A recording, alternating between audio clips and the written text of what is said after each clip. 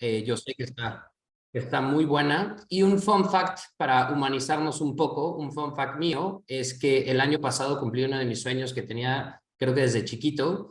Buceé con tiburones, pero bucear al nivel que un tiburón me dio un alertazo en la cara y fue increíble, la verdad. Una vez más a todos, gracias por acompañarnos. Y para todos aquellos que nos conocen, bueno, más bien los que no nos conocen, sí les quiero platicar un poco de quiénes somos. Ahora sí que quiénes somos los que estamos aquí tras bambalinas. Somos Colectivo 23, somos la Escuela Digital Ejecutiva para el Talento Transformación de la TAM. Nuestra visión, nuestra misión es cerrar la brecha digital en Latinoamérica. En sí, nosotros nos dedicamos al upskilling y reskilling de estas habilidades digitales, que la transformación digital ha hecho que avance mucho más rápido los negocios versus la educación tradicional, y hay un gap enorme entre lo que el mercado, las empresas necesitan de habilidades en cuanto al talento en la TAM versus el talento o las habilidades que hay afuera. Entonces, es exactamente a lo que nos dedicamos. Tenemos practitioners o profesores, la llamamos practitioners porque en verdad nuestros profesores practican, comen y vivan del tema que vienen a enseñarnos, y tenemos practitioners de empresas top en el mundo digital como Meta, IDEO, Amazon, Google, Kavak, Mercado Libre, y hoy en día ya tenemos más de 7,000 profesionales que ya ascendieron con nosotros, es decir, ya llevaron alguno de nuestros programas. Hoy en día tenemos 9 programas diferentes porque sabemos que dentro del mundo digital es un mundo enorme. Tenemos 9 programas diferentes muy enfocados a las habilidades que más necesitan las empresas o los negocios el día de hoy. Y algo que nos enorgullece muchísimo, somos la única EdTech en la TAM que tenemos una alianza con IDEO. Por eso Michelle está aquí. De hecho, co-creamos uno de nuestros programas o rutas con ellos, y pues hemos tenido presencia en Forbes, El Economista, Millennium. Y es exactamente a lo que nos dedicamos. Nos dedicamos a que nuestros estudiantes o pasajeras puedan tener la habilidad del lado teórico y del lado práctico. Nuestros programas son 75% prácticos, que puedan tener ciertas horas de vuelo y puedan desarrollar estas habilidades que necesitan para mantenerse competitivos en este mundo digital. Eso somos, es a lo que nos dedicamos, y también hacemos eventos increíbles como el que estamos viviendo ahora mismo. Aparte de eso, bueno, con todo esto que hacemos, una de nuestras métricas que más nos orgullece es que hoy en día el 50% de nuestros pasajeros, así le llamamos a nuestros estudiantes, el 50% de nuestros pasajeros cambian de rol o logran un ascenso 3 meses después de acabar nuestro programa. ¿Esto cómo lo hacemos? Enfocándonos muchísimo en la experiencia de aprendizaje. Somos fieles creyentes que es mucho más importante el cómo aprendo al qué aprendo. Contenido teórico, hoy en día lo podemos encontrar en donde sea y gratis, pero el cómo lo aprendo, cómo lo llevo a la práctica, cómo lo ejecuto, cómo resuelvo dudas, ahí es donde el conocimiento en verdad se impregna en nuestros cerebros. Entonces, con nuestro de colectivo way que le llamamos, hemos logrado que nuestros pasajeros puedan ascender profesionalmente, al menos el 50% de ellos. 3 meses después de acabar un programa, ya están ascendiendo de alguna manera profesionalmente. Es exactamente nuestra misión. Aparte de esto, me gustaría que este sea como el espacio para dar su primer paso al mundo de innovación y diseño. Bueno, dependiendo un poco de cada ustedes, seguramente hay unos que ya están muy metidos, pero si eres una persona que está dando tu primer paso al mundo de la innovación y diseño, espero que puedas disfrutar mucho la plática de Michelle. Y hablando del mundo de la innovación y diseño, no sé si estén de acuerdo, pero también dentro de este mismo mundo, que es crear un mundito dentro de todo lo que es transformación digital, pues también hay muchos caminos, ¿no? Hay muchos caminos y diferentes habilidades o diferentes especializaciones, por así decirlo, que nos pueden llevar en innovación y diseño. Entonces, les quiero que me acompañen en un viaje por el mundo, el viaje que ustedes podrían tomar por el mundo de la innovación y diseño aquí en Colectivo 23, ¿vale? Como decía, hay muchos caminos en este mundo, y aquí les ponemos 4 ejemplos, estos son ejemplos que podrían vivir con nosotros, ¿no? Empezar desde un tema de puramente, netamente experiencia de usuario, lo que es el user experience.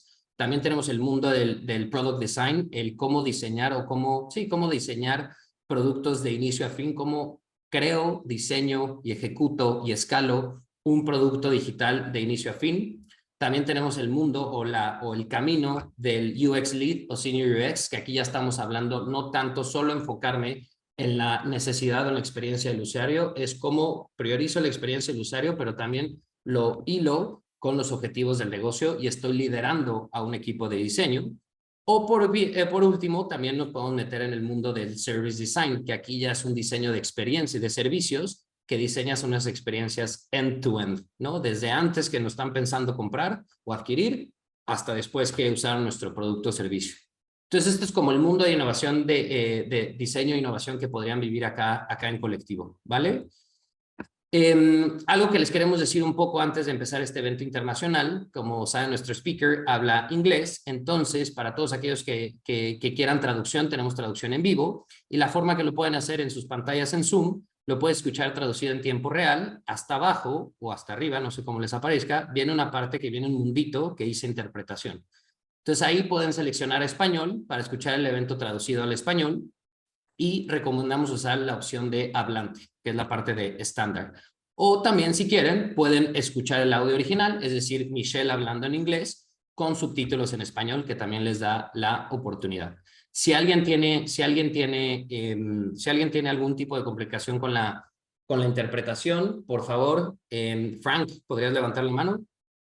Ahí tenemos a nuestro superestrella Frank, le pueden escribir directamente y seguramente les va a poder ayudar, ¿vale? Aparte de esto, hay algunas como reglas del juego que me gustaría compartirles. Antes de empezar, nos encanta verlos. Si pueden tener su cámara prendida y conocernos virtualmente, se los agradecería mucho. Y también lo digo por Michelle, porque cuando eres speaker y ves las cámaras prendidas y ves ciertas reacciones, ese body language, ese lenguaje corporal, lo aprecias mucho. Entonces, si pueden prender cámaras, se los vamos a agradecer mucho. Escriben en el chat en cualquier momento lo vamos a estar leyendo, todas sus preguntas las vamos a estar guardando porque claro que va a haber un espacio de preguntas y respuestas. Trata de disfrutar este espacio, todo el día has estado en pantallas, contestando correos, viendo Instagram, viendo llamadas, etcétera. Trata de disfrutar este momento, deja tu celular y en verdad escucha los mensajes tan poderosos que vamos a escuchar en algunos minutos. Y también te agradeceríamos, te queremos conocer, saber quién nos están visitando, si pudieran poner su nombre en Zoom correctamente, en vez de iPhone 5, bueno, ya me fui muy lejos, ¿verdad? iPhone 11, 14, se lo agradeceríamos muchísimo. Y bueno, vamos a romper el hielo para poner un poquito al público que despierten, que se pongan a interactuar un poco. Les quiero hacer una pregunta y me gustaría leerlos en el chat. ¿Qué le pedirías? O más bien les voy a cambiar la pregunta. ¿Qué le has pedido al chat GPT hoy en día? Sí, puedes ir al baño, Ricardo. ¿Dónde aparecen los subtítulos? En más. A ver, no veo. ¿Alguien que le ha preguntado al chat GTP hasta ahora? ¿No lo han usado en sus trabajos hasta ahora? Que se autodescriba. Ajá. Que me genere, si la pregunta cuál es la respuesta, un speech de lanzamiento, resumen 3 puntos. Ok, entonces me queda claro que todos hemos estado usando el chat GTP para una u otra razón. Buenazo, pues los queremos ver súper participativos, disfruten mucho el evento, hagan todas las preguntas y ahora sí, los dejo con nuestro speaker, Michelle Lee Schmidt. Michelle, thank you so much for joining us. And now, the floor is yours. Great. Well, hello. Good to see everybody. Thank you for joining. Let's see, let me go ahead and share my screen. Make sure I'm sharing sound and the video. All right, well, hopefully you are seeing that now. This is a picture of me in my college days. All right, so well, hello, I'm Michelle. And ever since I was young, I've always enjoyed figuring out how things work, drawing, spent a lot of time dreaming and coming up with new ideas, and also a lot of time building. And so this is a picture from my workspace when I was in graduate school in Stanford's design program. And when I was there, I studied mechanical engineering when I was an undergraduate, and then product design during my graduate days. And while I was there, my freshman year of college, I took a tour of this magical place called IDEO, and I just fell in love. I think when I was growing up, I had told people I really like math and science, and I also like to draw. And what I was told is that with the math and science, I should be an engineer, and then drawing was something I could do as a hobby. But IDEO was the first place that I heard about design. This was in the late 90s, so design is not nearly as big as it is today. And this is a place where engineering and art could come together. And soon I would learn that it also involved doing research. Now it involves a lot of business design as well.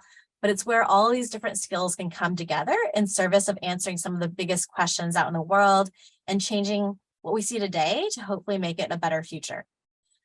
So this is what got me really excited about design. It's why I'm here. And it was from that very first introduction my freshman year that I knew I wanted to work at IDEO. And I was overjoyed when I finally joined in 2004. Don't worry, you don't have to do the math. It's a long time ago. But now I've been at IDEO for quite a while. And for those who don't know what IDEO is, I'll give a little bit of an introduction. IDEO is known as a human-centered design company. And one of the big things that we do as a human-centered design company is that we look to people first when we design anything. And at this point, we design everything from products, which one of the first products that we designed over 40 years ago was for Apple. And it was the very first computer mouse that everyday people could use. Before that, it only existed in research labs and it cost thousands of dollars. But that first mouse was created, and a fun story behind that is that the designers who created that mouse, they didn't know what a mouse was, but they said, let's try it. Let's prototype, which I'll talk about a little more. But they went to the corner drugstore and they got some roll-on deodorant. So what you put under your arm to not smell bad. They took the ball out of the roll-on deodorant and they put it in a butter dish. And that was actually how they created that first computer mouse. And they tested it by putting on a record player and letting it spin to see if it would continue to work and not break. So we started with products, and that's what a lot of people knew us for at the very beginning. But then since then, we've gone on to design experiences. And this includes the voting experience, which we redesigned for Los Angeles County, which is one of the largest counties in the United States. And we specifically designed it so that it could be more inclusive of people who have disabilities, people who have a hard time hearing or who don't see very well, as well as making it more friendly for people who don't speak English as their first language. We also work on ventures. This includes a company called PillPack, which revolutionized how people receive and take prescription medicine. It packages it up, it sends it to people's homes. And it was such a huge success that PillPack was eventually bought by Amazon for $1 billion a few years back. And the one on the right, some of you might be familiar with this because this is actually a school system that we helped design in Peru that was really to help a new emerging middle class. And for this, because it was a systems program, we touched everything from the layout of the school building to the curriculum to support structures for teachers. So really understanding that there's many different aspects that we need to design in order to create change. And there are a few key elements to every project we take on. I already mentioned that we always start with people. And so this includes going out and starting every project by conducting interviews and doing observations. More and more so, we like to do a lot of co-design. So that means like actually having the people that we meet with work with us to design. It's not just us as designers at our desk. We like to get out, we like to get inspired. And those interactions with real people is what informs what we ultimately create. And we don't just listen to what people say, because we know that sometimes people will say things that they don't necessarily think or believe. This is especially true with things like things related to health. If you ask someone how much they exercise, they're going to want to tell you they exercise probably more than they really do, because they know there's probably a right answer that you're looking for. But we like to spend time with people. We go shopping with them. We watch them at work. We have them give us tours of their homes, because we think by doing so, we can get beyond just what people are saying to actually see what they're doing, but also understand deeper what they're thinking and what they're feeling. And that's where we can really find the great inspiration for how do we design things that really resonate with people's lives, that work with the behaviors and the passions that they have, but also address things that they might be afraid of or challenges that they face. Another key piece of how we design is that we believe that prototyping and iteration are really important. You can only spend so much time strategizing and thinking and making presentations. Real action is when you actually can go out and start building. And we do that early and often. And so we build prototypes, not just to test concepts and come up with a final form, but we build them all the time to answer questions, to put them in front of people, get feedback, also to surface new questions that we might not have even thought about at the beginning of the project. And prototypes come in all sizes. So sometimes they're very small, but the one you see on the right here is actually the inside of an airplane. So the fuselage of an airplane that we built out in our San Francisco studio, because we thought it was really important to understand how big this actually was, to understand if our designs fit, to understand how people feel if they walk through a space that's this size. And we felt like the best way to do that is to create a recreation, a full-size model. And that's really exciting for us to experience and to bring people into so that they can see what that experience might feel like in actuality. Another key thing is we like to look to unexpected places for inspiration, because we actually believe that some of the most interesting inspiration will come from outside of your industry. And it's a reason why a lot of our clients come to IDEO as well, is because we have experience across many different organizations, many different industries, and we bring learnings from one industry to another. Oftentimes there's something that another industry is doing that is very new and different for your industry, but answers a question that you have, but it's very proven in this other industry. So why create the wheel when someone has already figured it out? You can bring it to what you're doing, and it might be fresh and new to your industry. So for example, if you are in the hotel business, you might only look to other hospitality industries, but where else can you look for someone who's dealing with the same challenges you are in terms of guest experience or helping someone with a check-in experience? This is probably our most famous example of what we call analogous inspiration, a fancy word for saying we look to other industries. This is one where our team was working on a project trying to help doctors in the emergency room at a hospital. But where they looked for inspiration was a NASCAR race. So very different environment. But what they realized is that one of the big challenges in a hospital is that you have a patient who comes in a very hectic, loud environment, and you have to quickly understand what you need to do to fix your patient and get them out as quickly as possible. On a racetrack, your patient is a car, but many of the other circumstances are the same. So by watching what happens at a racetrack, we were able to see that the people who work in the pit crew, they use a lot of hand signals with each other because it's loud. They can't hear over the cars that are going around the track. And in the hospital, it's the same situation. It's very loud. And so how might hand signals help them communicate with each other? They also saw that on a race track, that when this pit crew is helping a car, they might drop their tools. And if it falls underneath the car, they don't have time to crawl under the car and pick up that tool. So they have more than one tool and they put them in the same place. So if they lose a wrench, they can reach over and grab another one. Similarly, if you're in a hospital, if you drop a piece of medical equipment, not only might it get lost if it goes under the bed, but it's also dirty and you can't use a dirty tool on a patient. So having more than one tool was another lesson we took. Hospitals didn't think we should go look at race car tracks to get inspiration, but you can see how valuable that was. So that's another thing that we really love to do. And then the last piece is we just really enjoy working hand in hand with our clients. So you might think of design as something where you go to a design firm and you say, this is our challenge, go fix it. And then 2 months later, you come back and show us what the solution is. And we think that's not the way we should do this at all. We like working very closely with our partners. And so we will bring our partners along every part of the journey because we know that the clients we work with have expertise in their field.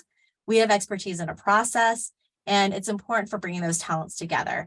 And even within our teams, we like to make sure that we create what we call multidisciplinary teams, which means that it's not just all engineers on the project. We'll have oftentimes a design researcher who's really good at doing anthropology and asking questions and creating research plans. We might have an industrial designer who is really good at creating form and building models. And then we might have an interaction designer who knows how to connect that all with digital. And that's really makes our work very rich is when you bring in people with all these different talents and these different perspectives and have them contribute to a solution. So in particular at IDEO, I am a partner. I'm also a managing director, and the group I specifically lead is called the Play Lab. Not a lot of people know about the Play Lab. It's a very special place within this group, and we have two different businesses within the Play Lab. One is toy invention, and the other is bringing play mechanics, play psychology, play behaviors to other industries, whether it be food and beverage or consumer products or healthcare or education. We're based in San Francisco, and a number of our designers are located across the United States. So we are a distributed team. During the pandemic, we've learned to work both together in physical spaces, but also apart across digital tools. And as a group, as I mentioned, one of the things we do is invent toys. We've been doing this for over 30 years, and we sell our toys to other toy companies. So you might recognize some of these on the market. We sell our toys to Mattel, Hasbro, Spin Master, all the big toy companies. And I have to admit that one of the reasons that I'm a designer is because I wanted to make all the toys that I couldn't have as a child. And that I really love to design because I like to bring joy to people's lives. And this is one way that we can bring quite a bit of joy. And yes, I love that some of you know these toys. And yes, Pictionary Air, just to go on a little bit of a tangent, Pictionary Air is a toy that we invented many, many years ago, and toy companies weren't ready for it. As toy inventors, we hear no a lot, and we showed the same toy over and over and over again. And people weren't ready for it. They weren't ready to have a toy that connected with a device. For those who don't know Pictionary Air, it takes a game of Pictionary where you have to draw a picture in the sky or draw a picture on a piece of paper and people guess what it is. But now what we do is we give you a pen, you draw what it is in the sky, and then you can interact with it like charades. And then people hold up their phone or another device and they can see, and then they can guess. So it's a really fun game that you can play. But the toy companies for a long time said that it was not something people were ready for because they didn't know how to have hybrid games and involve devices. 2 years ago, we sold it to Hasbro. Yes. Okay, great. All right, here we go. Hopefully this video works this time. So this is one of the toys that we designed. It's a remote controlled airplane that moves left and right when kids like tilt their arms. So if they tilt left, it goes left. If they tilt right, it goes right. And we designed it this way because it's a remote control plane, but little children have a hard time knowing how to control a plane by moving a little stick. And sometimes they don't have the dexterity for moving the stick either. And so we know that because kids naturally play like this, we could adopt that behavior and translate that into the plane. Here's another one. So this is a horse toy that we designed where there's a horse that gallops slowly down ramps, because we know that traditional race cars where a car runs around an oval track, it's fun for kids, but for very little kids, they want to stop and they want to interact with the toy. And so we made this slower clip-clop motion so that kids could stop, they could interact with the horses, and they could tell stories about them. One other thing is that I often like to share a little bit about the process and not just the final design. And so here's some examples of some of those prototypes that we built for this. And as you can tell, we built a lot of these prototypes to help answer questions and to test. And so they're not very pretty, but you can see that on this left horse that we were able to just glue a bunch of bolts onto the back of the horse in order to test to make sure we had the right mechanics and the right weighting so the horse could gallop down the ramp without falling over. So that's one example of how we use prototypes. In addition, we've created a lot of digital products. And so these are mobile apps that we created alongside Sesame Workshop. If any of you have kids or you know who Elmo is, you know, he's very popular with children. And we designed this one because we saw first that young children will walk around the house a lot and they'll take whatever they have and they hold it up to their ear. and they pretend like they're talking on a phone because they really like that action of feeling like they're talking to someone. So we actually created an app where Elmo will call you. They hear from their favorite fuzzy friend, and then Elmo will either like sing songs, tell stories, a lot of things that are fun. But other calls will be where Elmo will call and he'll encourage healthy habits, like encouraging a child to take a bath or to brush their teeth or to go to sleep. And parents can even trigger calls where Elmo might help a child through a really tough situation, like if they have to go to the doctor's office or if they make new friends. And so these are some examples of how we bring observations and needs into the things that we design. We do it with toys, but as I said, that's only half of our business. Well, we also design our products and experiences for people of all ages because we think that play is a really powerful way to interact with the world. And just to help demonstrate that, here's a video to demonstrate a kid at play. And I want you just to pay attention to what play looks like here.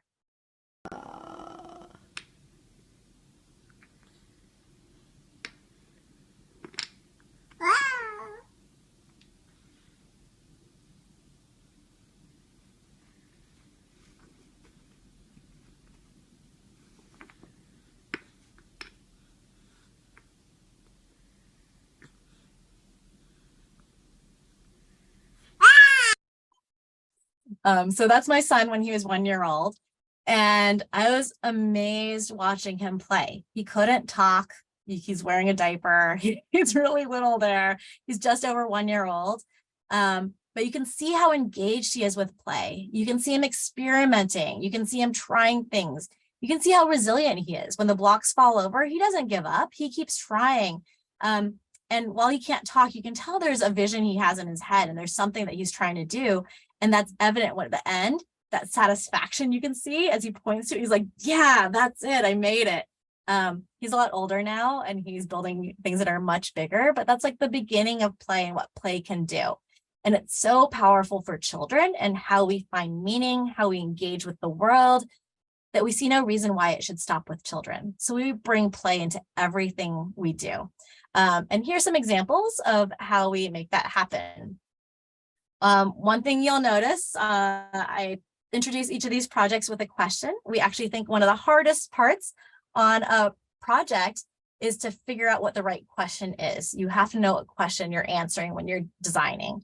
HMW, the letters you see at the beginning here, stand for how might we.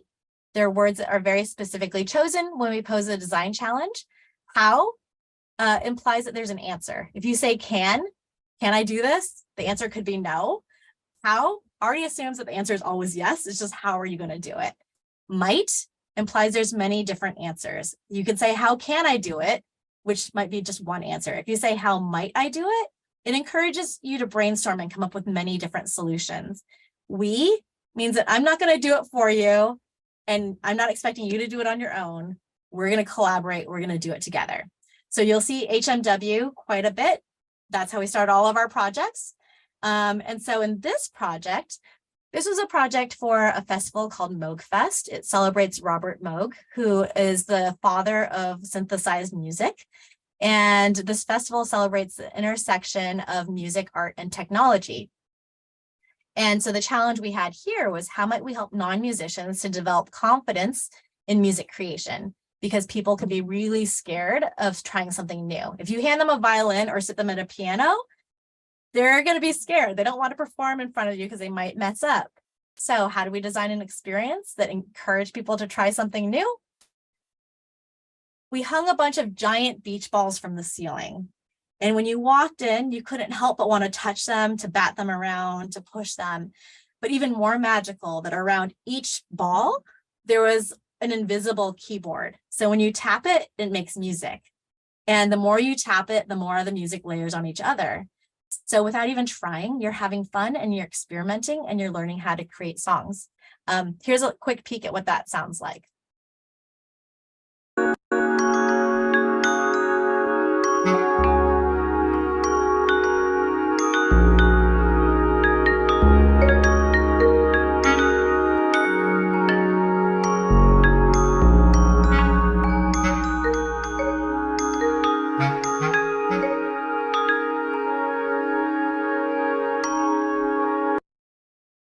So pretty joyful, even better if you're in the room surrounded by these beach balls. Over 4 days, 40,000 people interacted with this exhibit, and they experienced play as an interface for trying new music. Here's another example. In this project, we designed a new store experience for Canada Goose. If you know Canada Goose, they sell very high-end outdoor clothing. A jacket can cost $1,000. And to get someone to spend that much money on a jacket, they have to understand the value behind it. You can tell them that this is high quality, that it's innovation, that there's dependability, and that it'll help you if you have a lifestyle and an identity with adventure and exploration. Saying those things, you might appeal to some people. It's better if you feel it though, and play is good at feeling what the experience is. So the question here, how might we enable consumers to deeply connect with our products, led us to create a store where when you approach, it doesn't look like your typical store. You have to walk between these two big rocks towards a snowy mountain.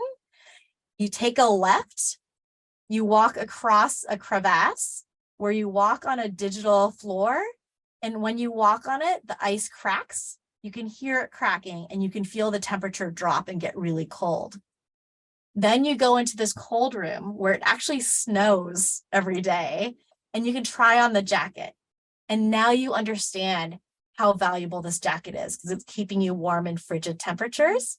And even more so, people were so excited about this experience that they take pictures, they share it on social media. That's how powerful this is. So you get the whole experience, you understand what the brand is, you understand why this jacket is worth what it is.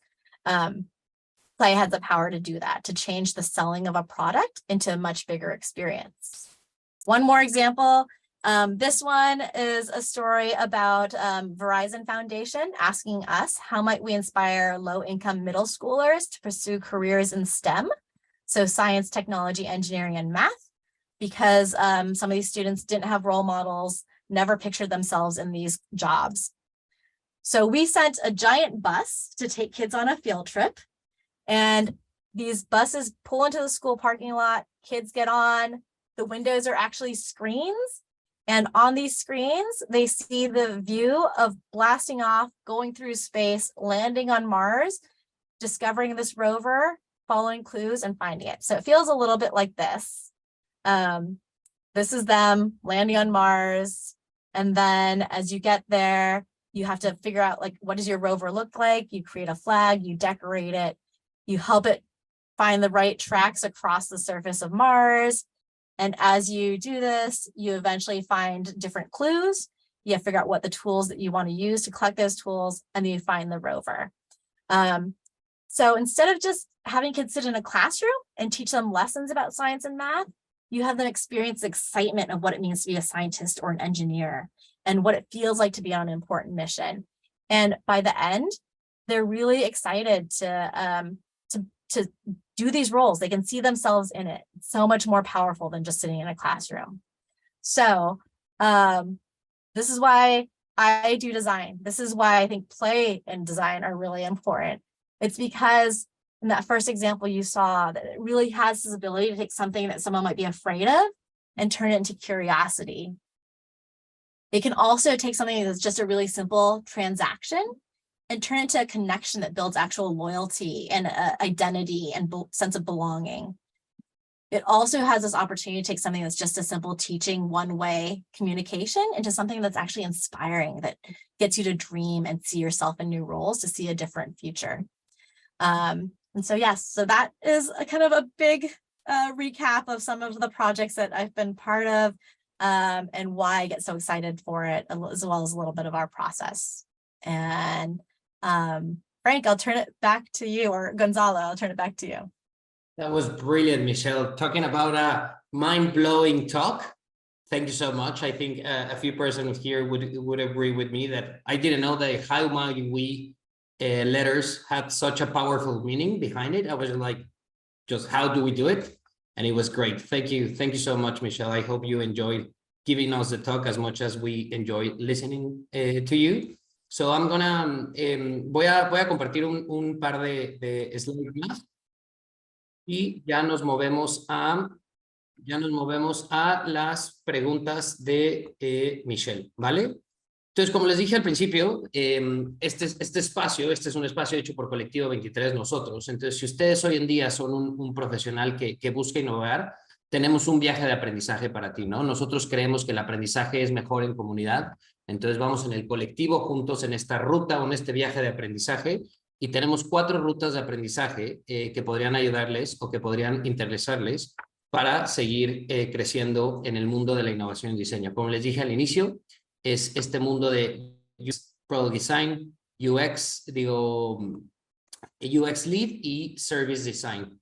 Nuestros programas, nuestras rutas, como le llamamos, que son programas especializados, es en nuestra escuela de innovación y diseño, tenemos estos 4 programas especializados o rutas, ¿no? Tenemos UX UI, cómo empezar en el mundo de UX UI, cómo empezar en este mundo de empezar a diseñar basados en el usuario, y este es un muy buen programa para empezar a crear tus primeras horas de vuelo, tu portafolio en temas de UX UI.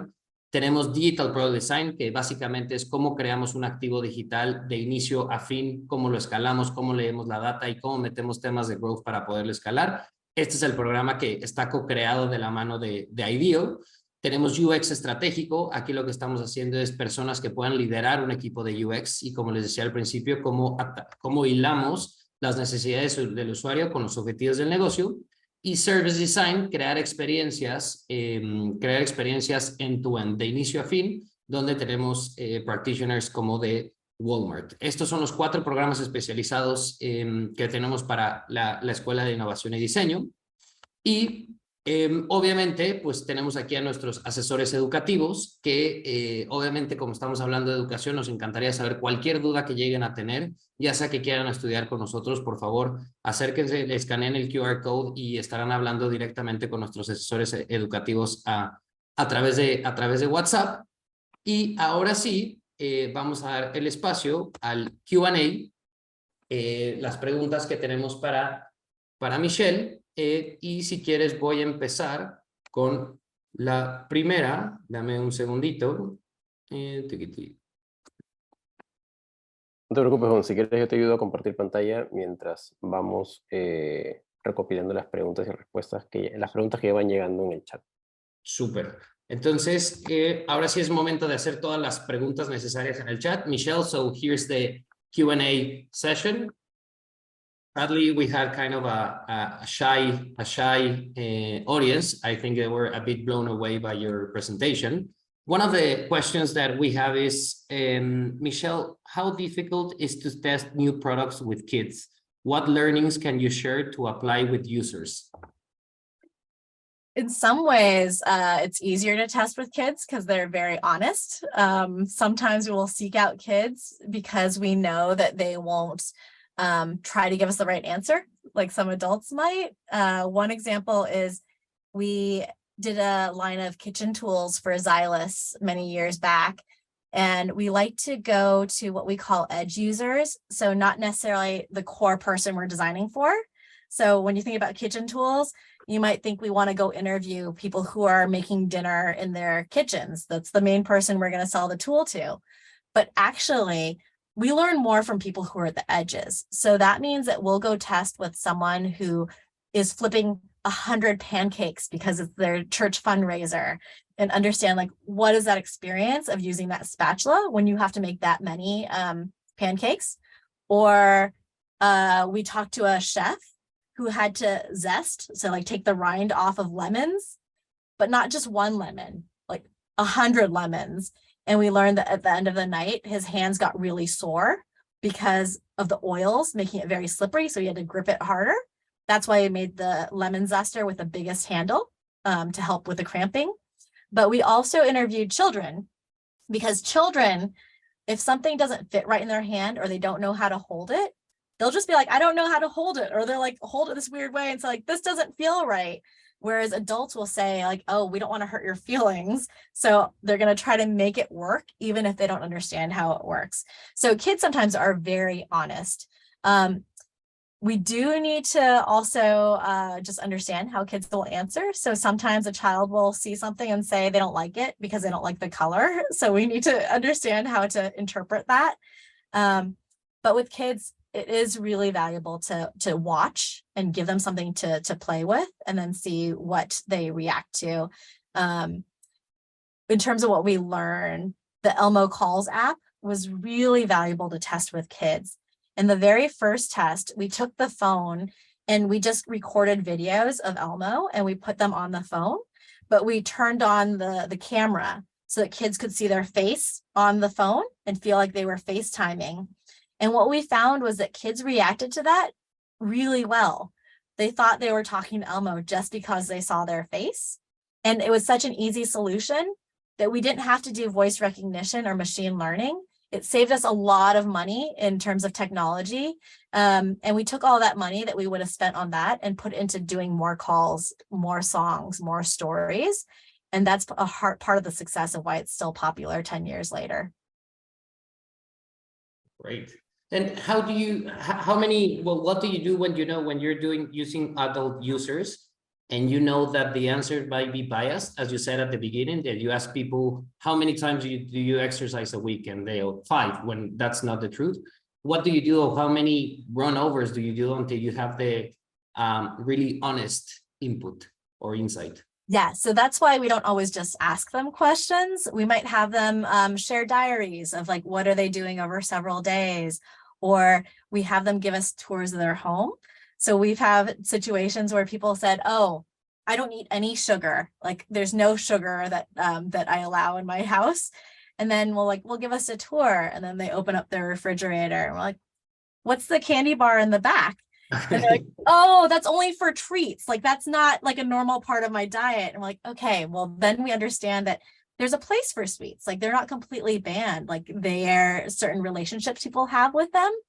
But I think going deeper and spending time with people and having those conversations gives you those answers and those insights that you don't get when you just give someone a survey. Because the way someone will answer a survey is very different than if you actually probe deeper and ask them more questions.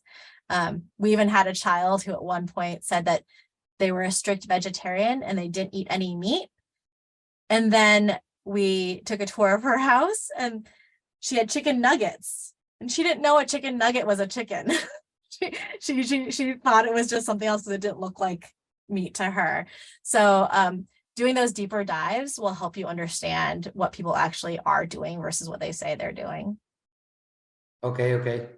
And this is another question that might follow up on exactly what we're talking about. In your point, what is the most interesting things that you have seen happen as to how people approach design throughout the time you have been in IDEO, from being something that maybe was more on the superficial side of things to something that can be transformed to a product, experience, service, etc.? Yes. So I told you that I graduated from school in the late 90s.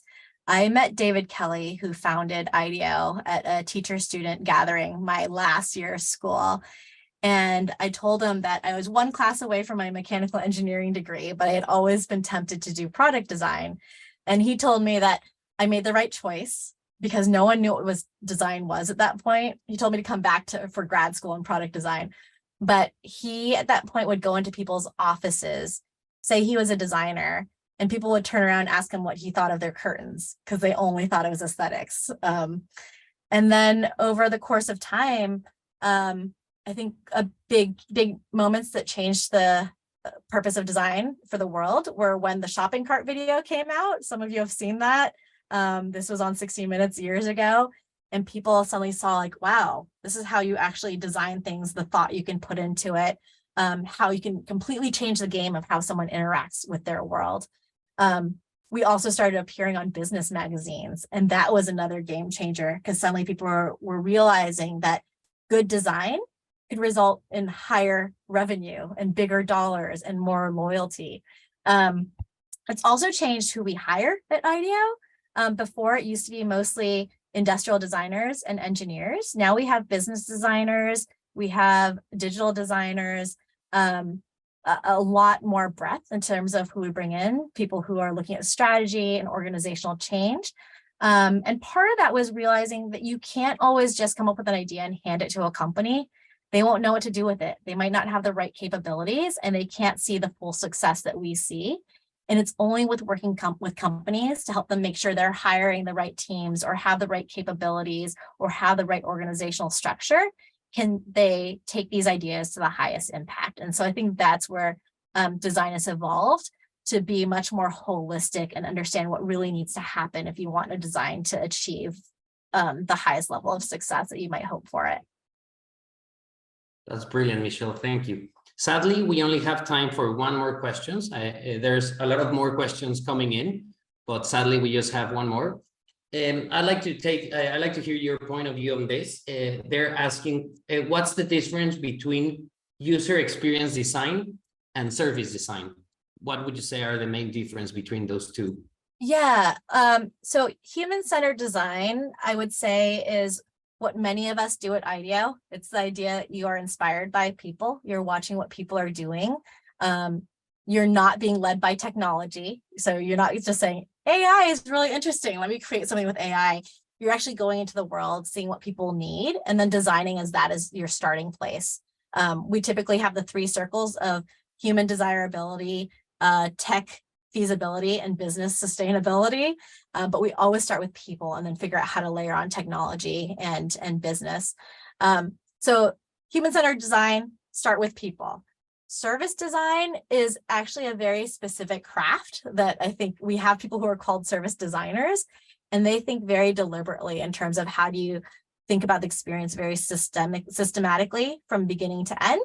What are the connection points? How do you think about the flow from start to finish and the entire network that might be involved? And so it's one of the skill sets that comes in. And I think a lot of our designers have some pieces that we think about that, but service designers are very specific in thinking through that entire flow.